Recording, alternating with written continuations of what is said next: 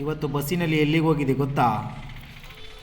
ಇವತ್ತಿನ video full ನೋಡಿ friends. ಬೆಳಿಗ್ಗೆ ಬೇಗ ಎದ್ದು ದೇವಸ್ಥಾನವನ್ನು ಸ್ವಚ್ಛ ಮಾಡಿಕೊಂಡು ದೇವರ ಪೂಜೆ ಮಾಡಿದ ನಂತರ ಎಂದಿನಂತೆ ನಡೆದುಕೊಂಡು ಮನೆ ಕಡೆ ಬಂದೆ. ಮನೆಗೆ ಬಂದು ನೋಡಿದರೆ ನಾಷ್ಟಕ್ಕೆ ಚಪಾತಿ ಮಾಡಿದ್ದರು. ಅದನ್ನು ತಿಂದು ನಂತರ ಸ್ವಲ್ಪ ಮಾರ್ಕೆಟ್ಗೆ ಹೋಗಬೇಕಾಗಿತ್ತು. ಆದ್ದರಿಂದ ಗಾಡಿಯನ್ನು ತೆಗೆದುಕೊಂಡು ಕಗ್ಲಿಪುರದಲ್ಲಿ ಹಾಕಿ ನಂತರ ಬಸ್ಸಿನಲ್ಲಿ ಮಾರ್ಕೆಟ್ಗೆ ಹೋದೆ.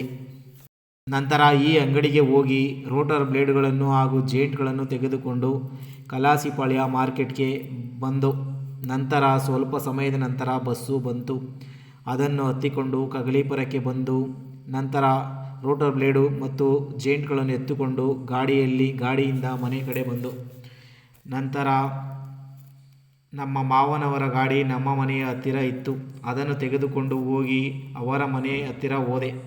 ಅಲ್ಲಿ ನೋಡಿದರೆ ನಮ್ಮ ಮಾವನ ಮಗನಿಗೆ ಹುಷಾರಿರಲಿಲ್ಲ. ನಮ್ಮ ಮಾವನ ಮಗನ ಮತ್ತು ನಮ್ಮ ಮಾವನನ್ನು ಕರೆದುಕೊಂಡು ತಟಗುಪ್ಪೆಗೆ ಬಂದೆ.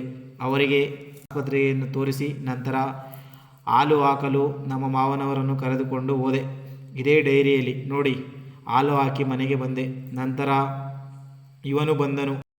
ಅವನ ಜೊತೆ ಮಾತನಾಡಿ ನಂತರ ಊಟ ಮಾಡಿಕೊಂಡು ಎಂದಿನಂತೆ ದೇವಸ್ಥಾನದ ಕಡೆ ಬಂದೆ. ಇವತ್ತು ರಾತ್ರಿ ಪೂಜೆಗಳನ್ನು ಮುಗಿಸಿದೆ. ಇವತ್ತಿನ ಕತೆ ಇಷ್ಟು ಫ್ರೆಂಡ್ಸ್. ನಾಳೆ ಸಿಗೋಣ ಮತ್ತೊಂದು ವಿಡಿಯೋದಲ್ಲಿ.